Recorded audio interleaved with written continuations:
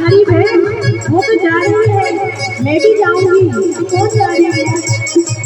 अरे चंपा जाए समेली उठाए नहीं, चंपा जाए समेली उठाए नहीं, चंपा जाए समेली उठाए, चंपा जाए समेली उठाए नहीं।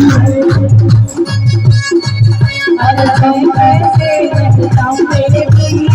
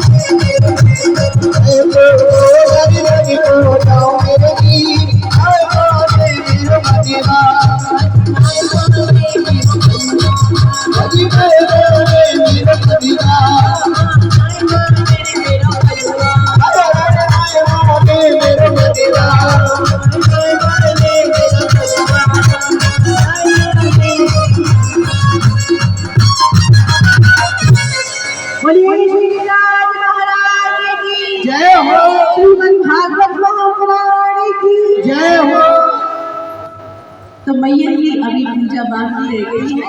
चलो कोई बात नहीं, प्रसन्न को भी ऐसे ही हम गोवर्धन की पूजा कर रही है। बेचारे गोवर्धन महाराज क्या करें, मैया ने इतनी सारी फली जो चढ़ा दे रहे हैं कि बेचारे ढक गए। अब देख ही नहीं रहे।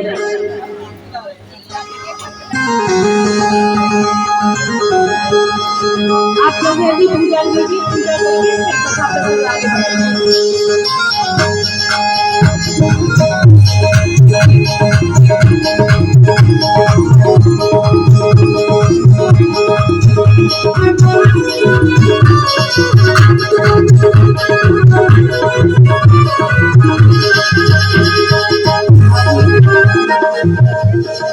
देखिए माता कोई भी एक वस्तु चढ़ा दी ठाकुर जी को प्रणाम कर दीजिए, हो गई पूजा। कई कई जगह करेंगे तो बहुत टाइम लगेगा, क्योंकि आगे विवाहोत्सव भी होना है, समय कम है, इसलिए आप शीघ्र करें। वो छटा तेरी लोग से यारी है, गोवर्धन महाराज छटा तेरी लोग से यारी है, गोवर्धन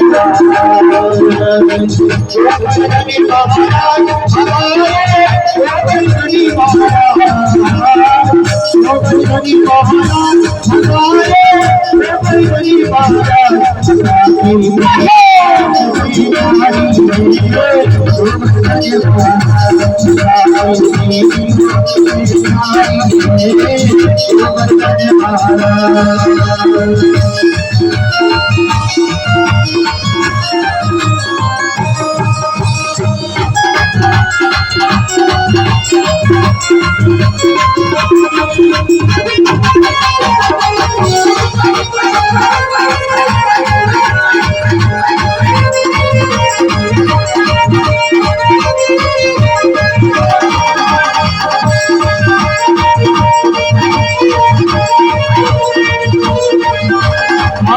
की मुद्दा को इस्लाम आज की मुद्दा को इस्लाम हरो फिर सकले सर को हरो फिर सकले सर को आज घाटी में गज को आज घाटी में गज को हरो फिर सर को की प्यारी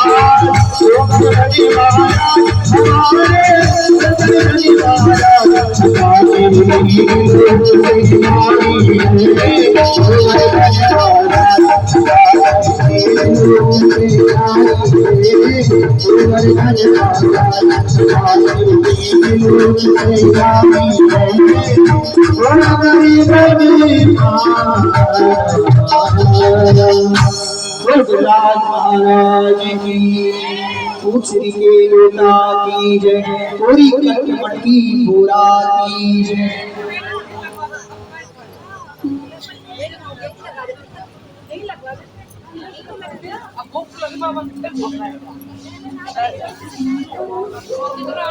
तो महाराज जब प्रकार से सभी नंद बाबा आदि गोवर्धन महाराज की तरहटी में पहुंच जाएंगे और बोले, अरे प्रभु हमारे जब बहुत कुछ स्वीकार कर, लेकिन कन्हैया बोलो, अरे भैया कैसे कैसे कर लेंगे, जब तक देवताओं स्नान न कराएंगे तू तुझे कैसे प्रसाद लगाएंगे, कैसे भूख लगाएंगे।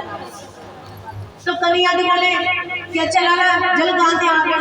अब महाराज एक एक ग्वाल वाल जो है जाए जा करके मटकट में चल लेके आवे और गोवर्धन महाराज के ऊपर चढ़ावे।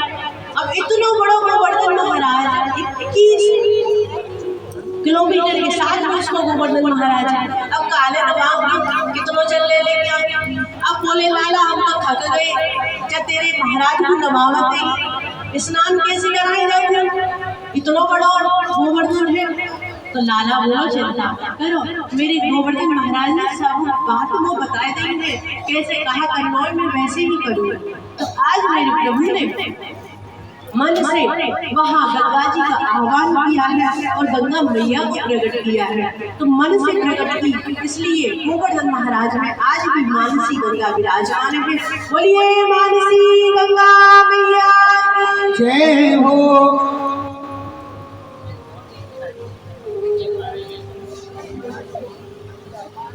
कमलकांत शास्त्री जी की तरफ से व्यास पर 500 रुपए का सफर भेंट। भगवान के ऊपर कृपा बनाए रखिए, आशीर्वाद बनाए रखिए।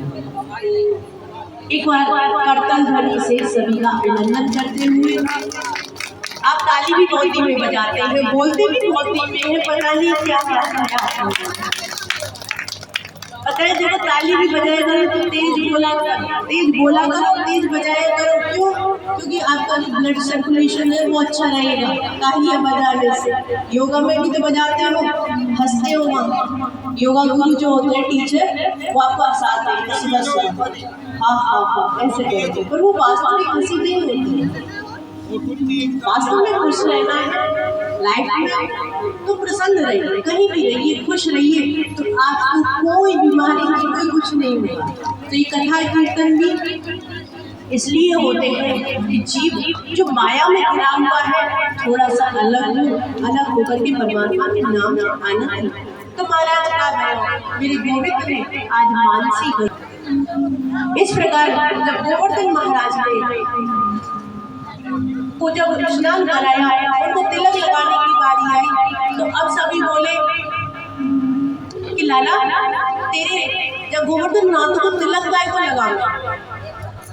लाला बोलो मेरे गोवर्धन नाथ को जो तिलक लगे हैं वो कुमकुम को तिलक लगे हैं, रोली को तिलक ना लगे, कुमकुम को तिलक लगाया। तो आज सभी ने कुमकुम को तिलक लगाया है। अब सभी बोले कि लाला तू कहे कर कि तेरो गोवर्धन महाराज प्रसाद की पावे है तो देख 56 प्रकार के भोग रखे हैं तो अब इनको प्रसाद पावा। लाला बोलो हाँ मेरे गोवर्धन महाराज प्रसाद जरूर पाएंगे, पहले उनके प्रार्थना करनी पड़ेगी। तो महाराज प्रार्थना करी है, सभी बालों ने मिलकर के गोपिकाओं ने मिलकर गोवर्धन महाराज से प्रार्थना की कि हे प्रभु आओ और पाओ। जब गोवर्धन महाराज ने प्रार्थना की गई तो आज जो है गोवर्धन महाराज प्रत्यक्ष रूप में नहीं है। तो बाल बोले लाला ऐसा तेरा देवता नहीं चले, तेने तो कही कि तेरो देवता सामने प्रकट होने के पावे को प्रसाद तो अपने देवता को सामने प्रकट। अब लाला ने प्रार्थना करी कि हे गोवर्धन महाराज आप प्रकट है जाओ और जब प्रसाद पाओ। तो महाराज आज प्रार्थना करते ही गोवर्धन महाराज जो है प्रकट हो गए हैं। बोलिए गोवर्धन महाराज की जय। जब प्रकट हुए तो सब बोले अरे भैया जब तो भगवान प्रकट हुए लाला अब अपने भगवान से कहने कि जब अब भगवान कृष्ण एक रूप से प्रार्थना कर रहे हैं, एक रूप से पा रहे हैं। बोले प्रभु इसका भोग लगाओ। तदीयं वस्तु गोविंदम तुभ्यमेव समर्पये। हे नाथ गोवर्धन नाथ आप भोग लगाओ प्रसाद। अब गोवर्धन महाराज बोले तथास्तु लाओ। और जैसे ही कहीं लाओ तुरंत जो है सारी छिकड़न में जो डलियन में 56 भोग 3600 व्यंजन करके महाराज धीरे धीरे करके एक इंद्र ने आज क्रोधित हुआ और उसने मेघों को आज्ञा दी कि जाओ ब्रिज पर टूट पड़ो। और जब सभी मेघमालाएं टूट पड़ती हैं तो महाराज इतनी जल वृष्टि होती है ब्रिज के ऊपर कि चारों ओर जल ही जल दिखाई देता है। और जब जैसे जल की मूसलाधार वर्षा होने लगी तो महाराज इधर जो है सभी ने भगवान कृष्ण से प्रार्थना की कि प्रभु ये क्या हो गया, लाला जी क्या हो गया। इधर नंद बाबा बोले कन्हैया हमें तेरे कहवे थे आज इंद्र की पूजा छोड़ के गोवर्धन महाराज की पूजा करी जाके कारण से इंद्र कुपित रह गए और हम पर पूरे ब्रज मंडल पर वो आक्रोश कर रहे हैं। तब तेरा गोवर्धन महाराज को बचावे। कृष्ण कहने लगे बाबा आप चिंता मत करो, सभी ग्वाल गौ आदि सभी जीव जंतु ने ले लेके आज मेरे प्रभु जो है गोवर्धन महाराज के पास पहुँचते हैं। कहने लगे कि जो हमारी रक्षा करेगा वो हमारा गोवर्धन महाराज है। और बाबा आप चिंता बिल्कुल मत करो क्योंकि गोवर्धन महाराज ने मुझे कह रखी है जब वो विपत्ति आए तो मेरी प्रार्थना कर दी मैं तुमको सहारा दूंगा। तो आज सभी ग्वाल गौ आदि जीव जंतु जितने ब्रजमंडल में है सभी कृष्ण के साथ आज गोवर्धन महाराज के पास पहुँचते हैं और प्रार्थना करते हैं प्रभु आप हमें अपनी शरण में लीजिए। तो गोवर्धन महाराज ने आज मेरे गोविंद ने अपनी कनिष्ठ उंगली पर श्री गिरिराज महाराज को धारण किया और गोवर्धन महाराज का नाम एक श्री गिरिराज धरण हो गया। बोलिए श्री गिरिराज धरण की जय, सदगुरुदेव भगवान की जय। गिरिराज धरण कनिष्ठ उंगली पर धारण किया है और कहा कि सभी आज आकर के गिरिराज की शरण ग्रहण। जब शरण ग्रहण की है तो महाराज सभी जो है आते हैं श्री गिरिराज महाराज के जब शरण ग्रहण करे तो इधर सभी ग्वाल वाले जो हैं, माताएं यशोदा आदि सभी गोवर्धन महाराज के नीचे उनकी शरण ग्रहण करे हैं। और जब नग में मेरे गोविंद ने आज गिरिराज को धारण किया है तो यशोदा मैया के भी लगे कि कहीं मेरे कन्हैया को लग न जाए।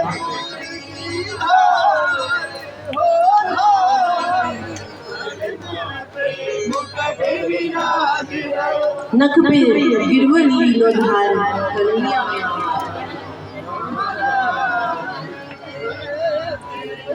नख पे गिरवर लियो धार कन्हैया मेरो बारो। नख पे गिरवर लियो धार कन्हैया मेरो बारो। नख पे गिरवर लियो धार कन्हैया मेरो बारो। नख पे गिरवर लियो धार कन्हैया मेरो बारो। कन्हैया मेरो बारो, कन्हैया मेरो बारो, कन्हैया मेरो बारो, कन्हैया मेरो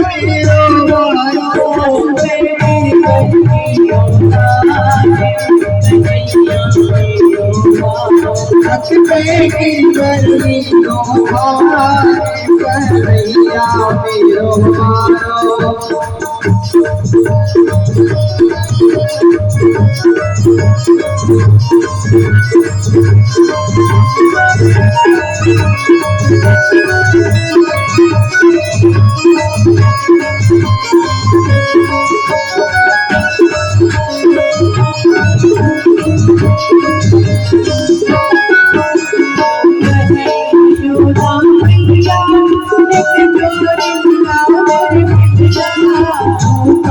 यशोदा मैया निक जोड़ी लगाओ भैया।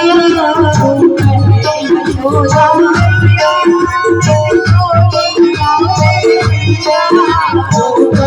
यशोदा मैया निक जोड़ी लगाओ भैया।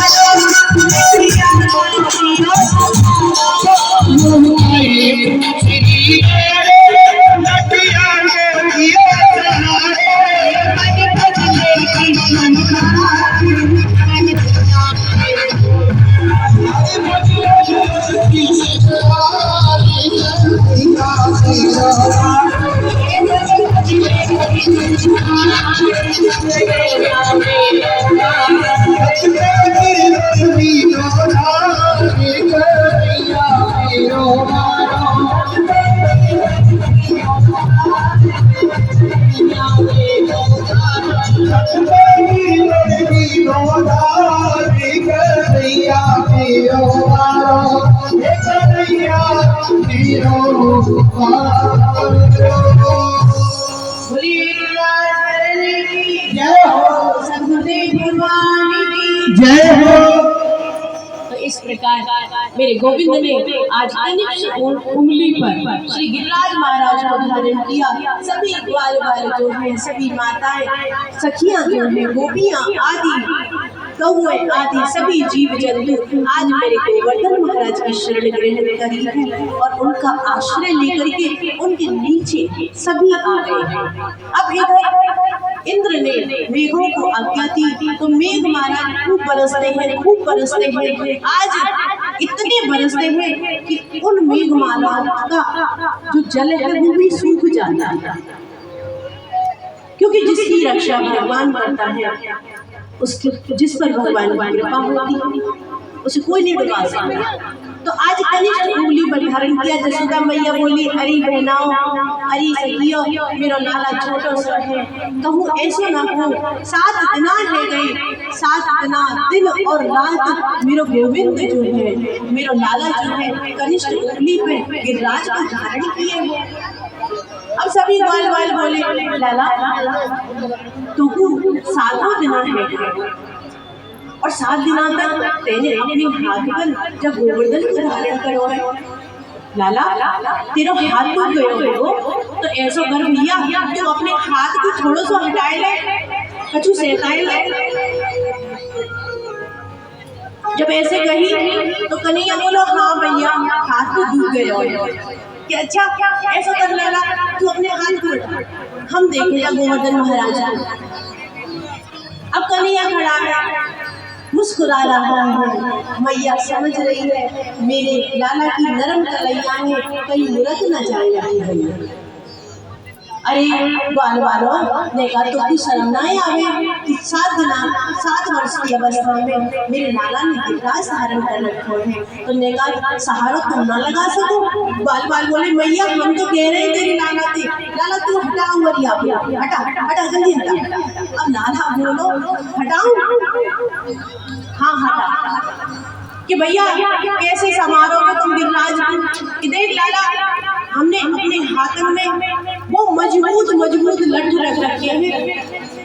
इन लट्ठों को हमने अपने घी पिवाया है, खूब तेल लगाया है, ऐसे मजबूत है। तो चिंता मत कर, अपनी उमरिया हटा और देख हम लट्ठ लगाओ। और आज महाराज सभी ग्वाल वालों ने अपने अपने लट्ठ नीचे लगाए हैं। लाला हटा ले। लाला बोला हटा लूं? हटाए हटा लूं? हटाए अपनी उमरिया, हमारी लट्ठ साधेंगे। अब महाराज जैसे ही कन्हैया ने अपनी कनिष्ठ उंगली जो है जब उंगलियां नीचे करी, जैसे वेग नीचे करी तो चट चट चट चट सबरे टूट गए। लाला साध आयो आयो गिरी गिरी मरी मरी, लाला साध को सही। लाला ने तुरंत अपनी कनिष्ठ उंगली बढ़ाई। बोले लाला तेरी भैया हिम्मत है, 7 गुना ही गए, दिन रात तू जब गोवर्धन महाराज को धारण किए हैं और हम कैसे हो कि हमारे लट्ठ जरूर लाला कोई ना कोई बात है, तू जादूगर है, कोई ना कोई शक्ति है तेरे पास। कन्हैया बोला हाँ है ना एक शक्ति। कि कहा जल्दी बता, हमें वह शक्ति है जाते हम भी वह शक्ति का उपयोग करो। लाला बोला बेटा मेरे पास शक्ति। कहा कि जी जो तुम 6 दिनों के 7 दिनों के मेरी तरफ देख रही हो ना, जैसे तुम मेरी तरफ देख रही हो, तुम्हारी सबकी शक्ति मेरे पास आ रही है। लाला बोलो जैसे तुम टुकुर टुकुर देख रहे हो ना वो, तो तुम्हारी नेत्रन के माध्यम से वो शक्ति मेरे नेत्रन में चली जाएगी और वो में शक्ति बढ़ जाएगी। मनसुला बोलो सारे जवई हम कह रहे कि हमारी शक्ति कहाँ चली गई। अब हमें पता पड़ी कि जी लाला हमारी शक्ति को खींच रहे हो। तो आज कन्हैया ग्वाल वालों ने कहा लाला तू घर में है जो तेने हमारी रक्षा करी। इधर श्री सुखदेव जी महाराज कहने लगे राजा परमात्मा है, वो समस्त जीवों की रक्षा करने के लिए आता है और लीला करता है। इस प्रकार श्री सुखदेव जी महाराज ने आज राजा परीक्षित को यह इंद्र यज्ञ पूजा आदि गोवर्धन लीला श्रवण कराई और बताया कि उसके बाद इधर इंद्र जो है भगवान से क्षमा याचना प्रार्थना करने के लिए आता है। आकर के इंद्र तुरंत ही जो है जब मेघ शांत हो गए, जल नहीं रहा, तो प्रभु ने आज गोवर्धन महाराज को पुनः उसी जगह स्थापित कर दिया और सभी ग्वाल माताएं बहनें सभी वहाँ से निकल करके नंद आदि अपने अपने वृंदावन में चले जाते हैं। श्री गिरिराज जी की स्थापना वहीं कर दी गई। इधर इंद्र आता है, इंद्र लोक से स्वर्ग से जल लेकर के आया और महाराज इंद्र ने उस जल का अभिषेक, उस गंगा जल से मेरे गोविंद का अभिषेक किया। एक नाम मेरे कृष्ण का गोविंद पड़ा इंद्र के कारण ही, क्योंकि इंद्र ने उनकी पूजा की प्रभु श्री कृष्ण की, इसलिए उनका एक और नाम पड़ गया जिसे गोविंद कहते हैं। बोलिए गोविंद भगवान की जय हो। इस प्रकार श्री सुखदेव जी महाराज ने आज इन चरित्र श्रवण कराया और बताया कि प्रभु की कृपा से आज सभी ग्वाल वालों की रक्षा हुई, सभी आनंद के साथ वृंदावन में वास करते हैं, आनंद नित्य नवीन रहता है। श्री सुखदेव जी महाराज आज उससे आगे का कथा प्रसंग श्रवण कराने लगे। अब वह प्रसंग आता है जिसमें मेरे गोविंद ने रास लीला की, क्योंकि इधर चीर हरण के समय गोपिकाओं को प्रजांगनाओं को आशीर्वाद दिया था कि समय आने पे मैं तुम्हारे साथ महाराज की लीला करूँगा। तो आज वह समय आया और मेरा प्रभु जो है उन्होंने महाराज की लीला के लिए समस्त गोपियों को आमंत्रित किया। और आमंत्रित किया, कैसे किया है। श्री सुखदेव जी महाराज कहते हैं, राजा जब जीव छल कपट छोड़ करके निर्मल भाव से, निर्मल जहाँ मल नहीं है, जहाँ मलिनता नहीं है हृदय के अंदर, उस निर्मलता में यदि ईश्वर को पुकारे तो गोविंद जीव जब ईश्वर को पुकारता है उसे रस कहते हैं, और जब परमात्मा जीव के पास आता है स्वयं मिलने के लिए उसे रास कहते हैं। देखो रस और रास में डिफरेंस है, रस अलग है, रास अलग है। रस कौन है? जो गोपिकाएं, जो ब्रजांगनाएं ईश्वर से प्रेम करती हैं उसे रस कहते हैं। लेकिन ईश्वर ने आज इच्छा की कि मुझे इन ब्रजांगनाओं के साथ महारास करना है, रास करना है, तो आज ईश्वर की इच्छा हुई है जीव से मिलने के लिए, तो उसे रास करना है। तो रास गोपिकाओं के साथ ही होता है, और ये गोपिकाएं वेद की ऋचाएं हैं, ऋषि मुनि महात्माएं हैं, जिन्होंने तपस्या की और तपस्या करके भगवान से यही वरदान मांगा कि प्रभु त्रेता में तो आप हमको नहीं मिलेंगे, लेकिन द्वापर में आप हमारे साथ आए, हम आपके साथ आए, आप हमारे साथ आए। कल सभी वैष्णव जनों ने मिलकर की कथा में श्रवण किया था कि जब त्रेता में प्रभु श्री राम लौट करके आ रहे थे तो हनुमान जी महाराज ने कहा था कि प्रभु आप जो है अब पुष्पक विमान के द्वारा अयोध्या वापस जा रहे थे, तो प्रभु आपकी प्रतीक्षा में ये अनेक ऋषि मुनि महात्मा जो तपस्या कर रहे हैं, आपके दर्शनों की इच्छा कर रहे हैं, भगवान आप इनको दर्शन दीजिए। प्रभु श्री राम ने कहा, हनुमान इन समस्त ऋषियों से, महर्षियों से, तपस्वियों से कहना कि इस समय तो मैं इनको दर्शन नहीं दे सकता। हनुमान जी बोले, क्यों नहीं दे सकते? प्रभु श्री राम बोले, इसलिए नहीं दे सकता हनुमान, क्योंकि अब मैं जो जा रहा हूँ इसमें कुछ समय ही शेष है, 14 वर्ष पूर्ण होने वाले हैं, और तुमको पता है ना कि यदि भरत ने कहा था कि भैया अगर एक पल की भी देर लगाए तो आप भरत को जीवित नहीं पाओगे। अगर हनुमान में थोड़ी सी भी समय मेरा चूक गया तो मेरा भरत नहीं बचेगा, मेरा भरत प्राण त्याग देगा। अब मेरे पास समय नहीं है, लेकिन हाँ मैं वरदान देता हूँ कि द्वापर में जाकर के ये समस्त ऋषि मुनि महात्माएं वेदों की ऋचाएं गोपिकाएं बनके आए और इनको मेरा सानिध्य प्राप्त हुआ। तो आज वही वरदान मेरे प्रभु श्री राम ने द्वापर में आके कृष्ण और गोपियों के रूप में पूर्ण किया है। तो भगवान किसी का उदाहरण नहीं रखते हैं। अब भगवान के लिए करके देखो तो सही, कुछ करो तो सही, और फिर बोलना। जब करोगे नहीं तो नहीं, परमात्मा नहीं आएगा। परमात्मा ने हम सभी जीवों को स्वतंत्रता दे रखी है महाराज, जन्म दे दिया, जाओ जा करके करो, आपको जैसा करना है करो, आपको पुण्य करना है पुण्य करो, पाप करना है पाप करो। भगवान नहीं रोकते हैं किसी को। देखो पाप भी हम अपने मन से करते हैं और पुण्य भी हम अपने मन से करते हैं। कोई कहे कि नहीं पाप कराने में ईश्वर की इच्छा थी, काल कर्म ईश्वर मिथ्या दोष है। हम ईश्वर को दोष लगाते हैं गलत काम करने में, और अच्छे काम करने में खुद को मानते हैं कि नहीं हमने ये किया, हमने ऐसा किया। एक महात्मा थे, उन्होंने अपनी गलती को एक दूसरे संत के आगे प्रकट किया। जो उन्होंने गलती की थी उन्होंने अपनी गलती को प्रकट कर दिया समाज में। ये अभी कुछ समय पहले की बात है। और महाराज जब उस गलती को समस्त समाज ने सुना तो आश्चर्यचकित हो गई कि महात्मा के द्वारा जो गलती बनी थी उस गलती को प्रकट कर दिया। तो उनके लिए सभी लोगों ने धन्यवाद कहा, उनको बहुत अच्छा कहा कि देखो ऐसे संत होते हैं जो गलती करके बोल भी देते हैं। और हम लोग सब भी जीव कैसे हैं कि गलतियों को छुपा जाते हैं और पुण्यों को बोल देते हैं। अच्छे काम को 100 बार गा देंगे, हमने ये किया, हमने वो किया, हमने फलाना किया, लेकिन हम जो गलती करते हैं उसको नहीं बताते। तो किसी को न बताओ तो अपने गुरुजनों को बताओ, संत महापुरुषों को बताओ कि भगवान हमसे गलती हो गई है। आज जब परीक्षित से गलती हो गई तो क्या परीक्षित ने उस गलती को छुपाया? नहीं छुपाया ना।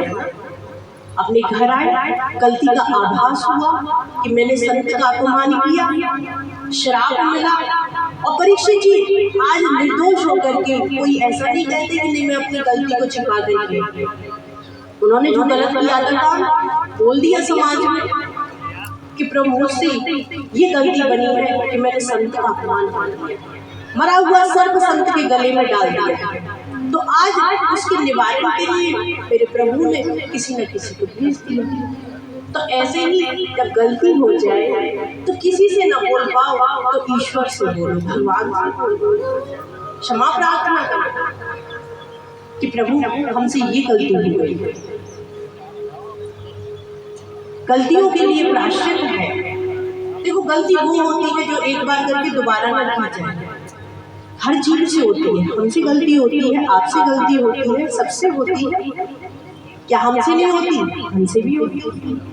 आपसे नहीं होती? आपसे भी होती है। लेकिन उन गलतियों को स्वीकार करना चाहिए कि हाँ हमने ये गलती की। हम जैसे कि प्रभु श्री राम, देखो गलती विश्वामित्र जी ने की थी, एक बार की थी। विश्वामित्र जी ने सिर्फ एक बार गलती की और उस गलती का प्रायश्चित जब जीवन पर्यंत किया तो आज वही विश्वामित्र जी मेरे प्रभु श्री रामचंद्र जी के गुरु हैं। वो परमात्मा देखो कैसा है कि गलती करने पर प्रायश्चित कर लिया और प्रभु ने उनको गुरु बना लिया। तो मेरा गोविंद ऐसा है। तो अपना मन कैसा बनाना है, अपना चरित्र कैसा बनाना है, निर्मल बनाना है। छल कपट नहीं होना चाहिए। कोई नहीं जानेगा तो हम स्वयं जानते हैं। खुद से प्यार करो, खुद ही को सुधारो, दूसरों को नहीं, खुद को सुधारना चाहिए। दूसरों को हम क्या सुधार पाए? जब प्रभु श्री राम ने नहीं सुधार पाए तो हम और आप क्या सुधार पाए? समाज जैसी है ऐसी रहती है। समाज में जो भला है, सज्जन है, महाराज हमेशा रहेगा, और जो गलत दृष्टि वाला है, गलत बोलने वाला है, वो ऐसा ही रहेगा। क्योंकि देखो गीता में भगवान ने कहा, एक उदाहरण है, दृष्टांत है, आपको श्रवण कराते हैं कि जब भगवान श्री कृष्ण दुर्योधन के पास आए थे संधि के लिए कि दुर्योधन संधि कर लो, पांडवों को उनका हक दे दो। जब ऐसा कहा तो दुर्योधन बोला, प्रभु आप क्या कह रहे हैं? भगवान श्री कृष्ण बोले, दुर्योधन एक बात बताओ कि क्या तुम जानते नहीं हो कि तुम गलत कर रहे हो? दुर्योधन ने कहा, आई नो, मैं जानता हूँ दिस इज रॉन्ग, ये गलत है, बट लेकिन मैं करता हूँ उनका। भगवान मैं जानता हूँ कि आधा हिस्सा मेरे पांडवों का है और आधा हिस्सा कौरवों का है। हम दोनों भाई भाई हैं, हम जानते हैं कि आधा भाग उनका आधा भाग इनका, लेकिन मैं नहीं देता। भगवान श्री कृष्ण बोले, क्या दुर्योधन ये सही बात है? क्या ये धर्म है? दुर्योधन कहने लगा, प्रभु मुझे पता है ये अधर्म है। फिर भगवान श्री कृष्ण ने कहा, अच्छा दुर्योधन तुम इतना कुछ जानती हो तो फिर करते क्यों हो जब जानते हो तो? अब दुर्योधन ने कर दिया कि प्रभु इसलिए करता हूँ, पता नहीं क्यों, मैं अपने स्वभाव की वशीभूत हूँ, मेरा नेचर है ऐसा, मेरा स्वभाव है ऐसा, मैं उस स्वभाव की वशीभूत हूँ। इस कारण से मुझे खूब पता है, देखो आपको हमको सबको पता है ये गलत है, लेकिन हम करते हैं। क्यों करते हैं? किसी की निंदा करना गलत होता है, किसी के अवगुणों को प्रकाशित करना गलत होता है। जो हाई सोसाइटी होती है ना हमारा, वो किसी के अवगुणों को नहीं देखते। जो अच्छे संस्कार वाले लोग होते हैं, जिनका जीवन एक अच्छे परिवार में निकलता है, वो किसी के अवगुणों को नहीं देखते।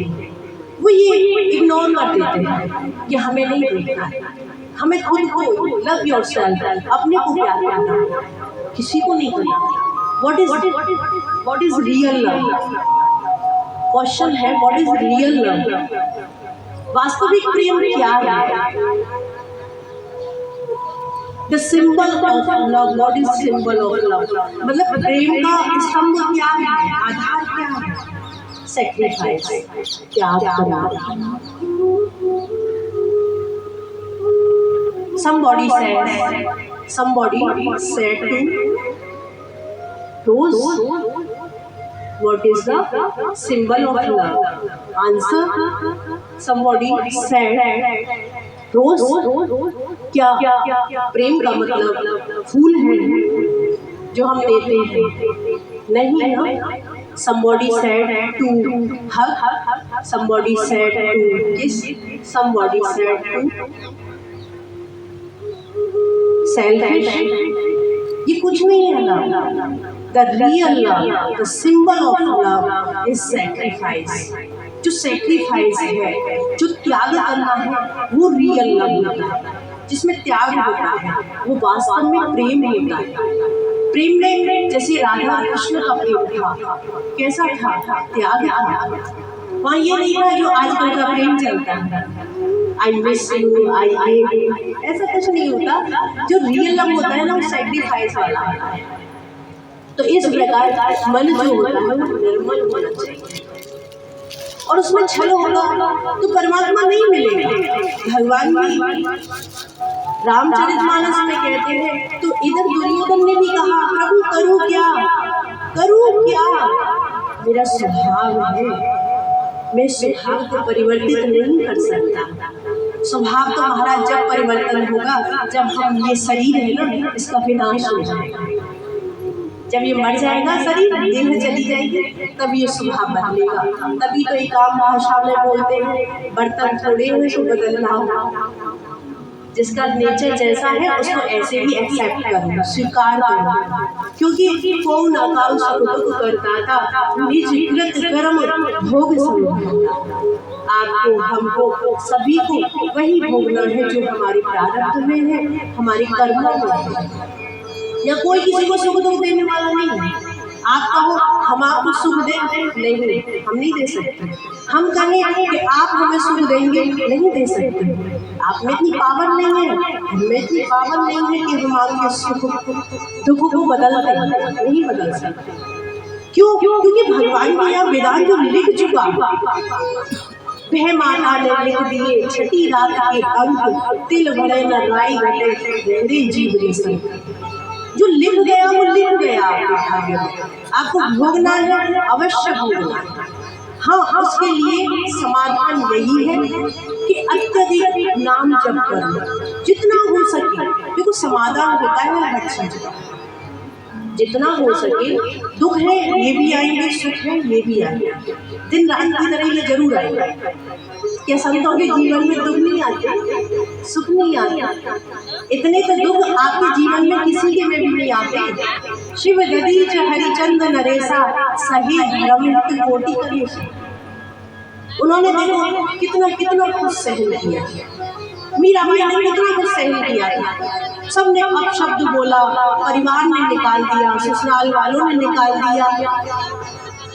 क्या करती थी मीरा ने? गलत किया था? नहीं, कृष्ण को अपना पति माना था और क्या किया था। लेकिन परिवार ने भी छोड़ दिया, राणा ने विष दिया, और विष देकर के कितनी, आजकल तो कोई किसी को विष नहीं देता, खाली शब्दों का विष देता। लेकिन जो भक्त होता है महाराज, वो सब कुछ सहन करता है। तो भगवान कहते हैं, निर्मल मन जन सो मोहि पावा, मोहि कपट छल छिद्र न भावा। तो बस सरल बन के रहो, simple life and high thinking वाला हिसाब रखो। यही मंत्र बढ़िया है कि सादा जीवन उच्च विचार। कुछ नहीं करना, किसी के अवगुण हमें नहीं देखना। भैया आपको देखने हो तो देख लो हमारे अंदर, हमें तो देखना नहीं। हमें तो हरे कृष्णा हरे रामा ही करना। तो इस प्रकार जीवन बहुत अच्छा होता है। लेकिन जितना हम पूछता जाएंगे, छल में पूछेंगे, जितना कपट करेंगे, उतना ही जीवन बेकार होता है। जैसे कि देखो एक छोटा सा दृष्टांत याद आ रहा है, आप सभी को श्रवण करा देते हैं, फिर उसके बाद आगे की लीलाओं में प्रवेश करेंगे। एक व्यक्ति था और इतना कंजूस था, आप बोलोगे कि हर बार कंजूसों की ही कथा सुनाती है, पर करे क्या, क्योंकि हमारे जीवन से रिलेटेड है। सारी कथाएं, सारे दृष्टांत हम लोगों के लिए, चाहे वो हमारे हैं चाहे वो आपके हैं, सभी के होते हैं। तो एक व्यक्ति था तो बहुत कंजूस था, इतना कंजूस था कि महाराज वो कुछ नहीं करता था, कोई दान नहीं करता, कोई पुण्य नहीं करता था, कुछ नहीं करता था। और पैसा कितना था, पैसा बहुत था उसके यहाँ धन की कोई कमी नहीं थी। अब एक दिन की बात है, उसकी जो घर वाली थी, पत्नी थी, उसने कहा देखो जी ऐसा है कि कल की अमावस्या, कल की तो पूर्णिमा है, कल की जब पूर्णिमा है तो मेरा मन कर रहा है कि मैं किसी ब्राह्मण को भोजन करा दूं। तो उसने पत्नी ने ऐसा अपने पति से कहा। अब पति जो था बहुत बनिया स्वभाव का था। देखो जो बनिया होते हैं, कहते हैं ना लक्ष्मी मैया की कृपा इनके ऊपर ही होती है। एक हाथ दुनिया में तो एक हाथ हमारे ब्रजमंडल में कहते हैं बनिया में, ऐसे ही कहते हैं। तो लक्ष्मी की कृपा थी इनके ऊपर। तो अब महाराज इतना बड़ा कंजूस था कि किसी को कुछ दान न करे, पुण्य न करे, कुछ नहीं करता था। तो माता उसकी पत्नी ने कहा कि देखो ऐसा है, कल अमावस्या है, तो ऐसा करते किसी ब्राह्मण को भोजन करा देते। पति बोला किसको कराएगी, कि किसी को भी करा देते, कि ठीक है, जैसे तैसे करके मान लिया कि ठीक है करा देते। कि देखो ऐसा करो, किसी ब्राह्मण को नौत आओ, क्योंकि कल की अमावस्या है, कल मिले न मिले अब चले जाओ। तो पति ने जब ऐसा कहा तो पति बोला तुम बोल रही हो तो मैं जाता हूँ। ऐसा है अपने गांव में एक ब्राह्मण रहते हैं, उनका जो छोटा लड़का है ना, छेऊ पायनौता में, छेऊ नाम था ब्राह्मण के बेटे का, छोटे बेटे। तो छेऊ है नौता में। अब पत्नी बोली ठीक है कि नहीं पंडित जी को नौता ना, कि नहीं तू समझती नहीं है अब, कि क्यों, कि नहीं मैं उसके बेटे को नौत के आऊंगा, छोटा है 6 साल का है, ज्यादा कुछ नहीं खाएगा, 2 पूड़ी खा लेगा। और बड़े पंडित को नौत के आऊंगा तो बहुत कुछ खाएगा, छोटे को नौत के आऊंगा ना, छेऊ को। अब पत्नी बोली चलो कोई बात, जैसे भी तुम्हारी मर्जी ऐसे ही कर लो। अब वो पंडित के यहाँ गया। अब महाराज जो पंडित जी थे वो अपने नित्य कर्म में लग रहे थे। अब नित्य कर्म में लग रहे थे, इधर वो व्यक्ति आता तो उसने आवाज लगाई पंडित जी महाराज। पंडित जी बोले हाँ सेठ जी, राम राम जी, राम राम जी कहिए कि देखो ऐसा है कल हमारे यहाँ तुम्हारा निमंत्रण है। पंडित जी बोले अच्छा साहब तुम्हारा निमंत्रण स्वीकार है, कि नहीं तुम्हारे लिए नहीं है, तुम्हारे छेऊ के लिए है। पंडित जी बोले छेऊ के लिए क्या? हाँ ठीक है महाराज, कि भेज देना, कि हाँ भेज देंगे तुम चिंता मत करो। अब महाराज पंडित जी के एक नहीं 6 पुत्र थे। तो इधर वो बेटी चला गया। अब पंडित जी बोले चलो रे बालक तैयार रह जाओ। अब महाराज पंडितन के बालक अपने ब्रज में केवे कि पंडित खावे में बड़े चतुर हो। तो अब पिता ने कही कि लाला तैयार रह जाओ, सेठ जी के भोजन करने जा रहे हैं। अब छेऊ ने क्या करो छेऊ ने एक रात पहले ही भोजन नहीं करो कि कल की पंगत है, कल सेठ की जाई देंगे जो माल मिलेंगे। और महाराज सभी के सभी भूखे प्यासे रहे, नॉन पी के रहे। जल में नॉन मिला के पीजो तो भूख ज्यादा लगे।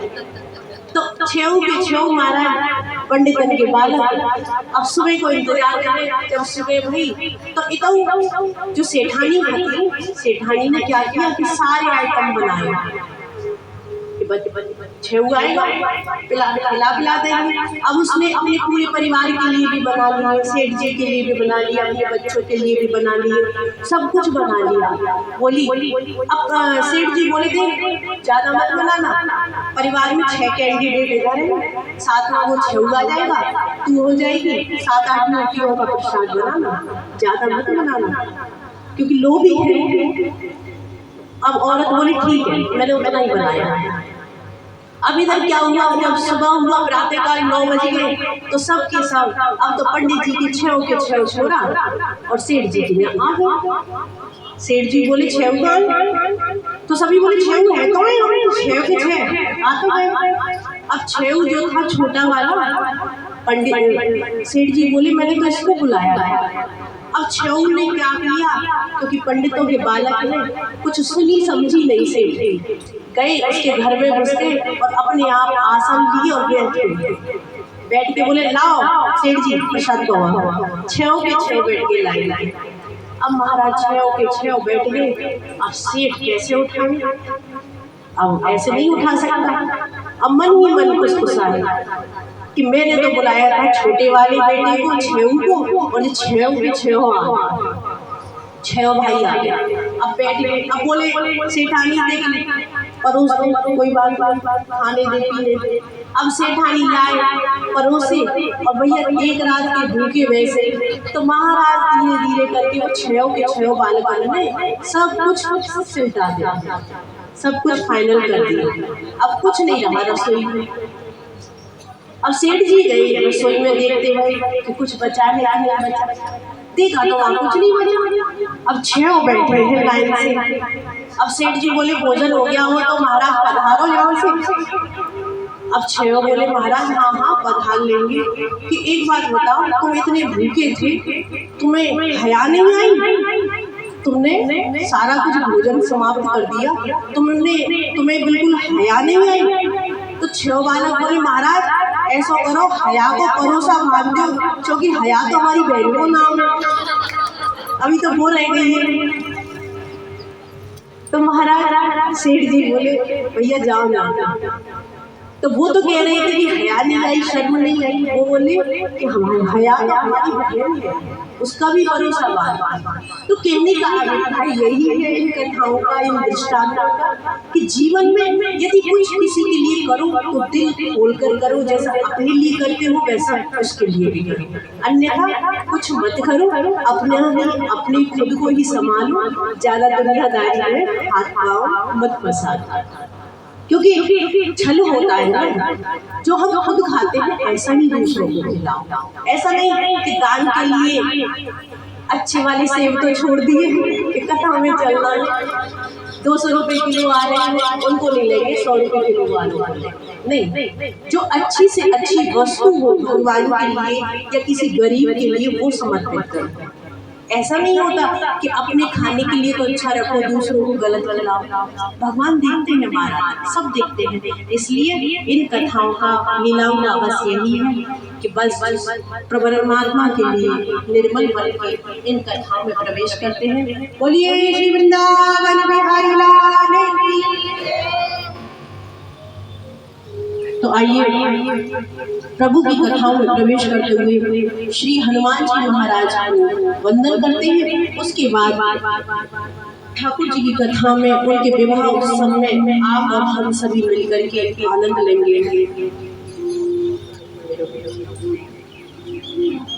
क्योंकि आज कथा प्रसंग में श्री हनुमान जी महाराज का भी नाम आया है। इसलिए मन हुआ कि एक भजन अपने हनुमान जी महाराज को आप हम मिलकर के श्रवण करा दें, क्योंकि हनुमान जी जो है जब नाचते हैं ना अपने प्रभु श्री राम के सामने, तो प्रभु श्री राम खुश हो जाते हैं। क्योंकि राम जी जो है ना, भगवान जो है कभी श्रृंगार नहीं देखते, भगवान स्वभाव देखते हैं और प्रेम देखते हैं, भाव देखते हैं, तो प्रभु आकर्षित हो जाते हैं। हो झम झम, हो झम झम नाच देखो वीर हनुमाना, झम झम नाच देखो वीर हनुमाना, झम झम नाच देखो वीर हनुमाना, वीर हनुमाना मेरा, वीर हनुमाना मेरा, वीर हनुमाना, झम झम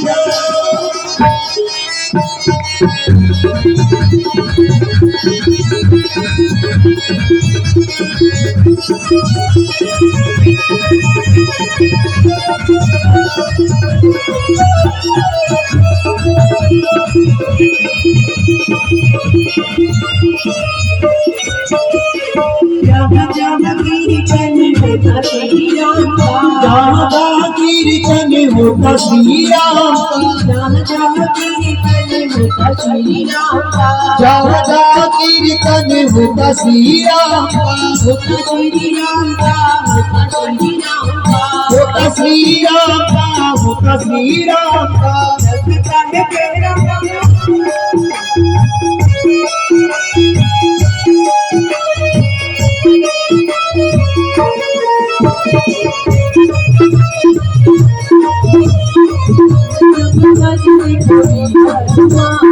झम झम नाच देखो वीर हनुमाना, झम झम नाच देखो वीर हनुमाना।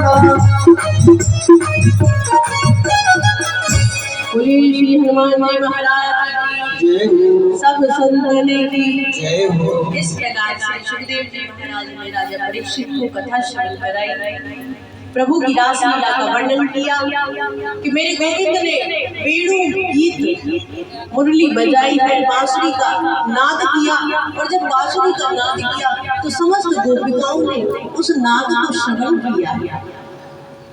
यहाँ श्री परीक्षित जी महाराज ने सुखदेव से प्रश्न किया, प्रभु क्या उस बांसुरी के नाद को केवल गोपियों ने ही सुना, क्या उनके पुरुषों ने, उनके पतियों ने, उनके बच्चों ने नहीं सुना? क्योंकि भगवान गोविंद की जो बांसुरी है वो तो सर्वत्र है, सब लोग सुन रहे हैं, तो ऐसा क्यों हुआ कि गोपियां ही क्यों चल करके आई, उनके पति, उनके बाल गोपाल क्यों नहीं आए? श्री सुखदेव जी महाराज ने कहा, राजन तुम्हारा प्रश्न करना ठीक है, क्योंकि यहाँ गोविंद ने गोपिकाओं का आह्वान किया है। यहाँ रास लीला होनी है, रस लीला नहीं होनी, रास लीला होनी है। तो परमात्मा आज जीव को स्वयं बुला रहे हैं, तो इसी निमंत्रण पर, इसी आमंत्रण पर भगवान ने गोपियों को बुलाया, क्योंकि परमात्मा ने बुलाया है। गोपियों ने नहीं कहीं भी रास डालने के लिए, महाराज के लिए मेरे गोविंद ने उनको बुलाया। तो वह महाराज की जो रात्रि थी, शरद पूर्णिमा की रात्रि थी, उस शरद पूर्णिमा की रात्रि को मेरे गोविंद ने बंसी का नाद किया, और समस्त गोपिकाएं जो है जैसे ही मध्य रात्रि में उस ध्वनि को सुनती हैं, भगवान की बंसी की धुन को सुनती हैं, चली आती। जो गोपी जैसे थी, जिसने श्रृंगार कर रखा था वो श्रृंगार करके चली आई, जो वस्त्र एक आंख में काजल लगा रही थी, दूसरा नहीं लगा पाई, जैसे ही उनके भगवान की बंसी की धुन उनके कानों में सुनाई दी, तुरंत उन्होंने सब कुछ छोड़ करके परमात्मा के पास चली गई। कोई गोपी भोजन बना रही थी, भोजन को अधूरा छोड़ करके चली गई।